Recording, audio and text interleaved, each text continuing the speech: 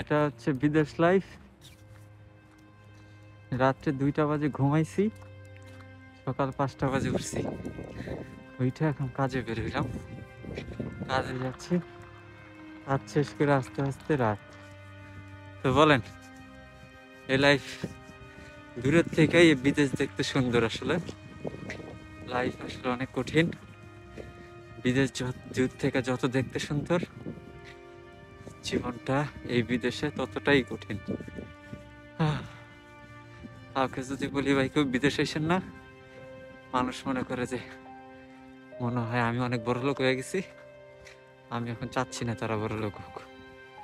ভাই সমস্যা নেই, আমি চাই আপনারা বড় লোক হন। আসেন সবাই, যারা আসবেন আমাকে নক দিয়েন, যতটুকু পারি আপনাদেরকে বড় লোক হওয়ার জন্য আর এই একটা প্যারা লাইফ দেওয়ার জন্য হেল্প করব।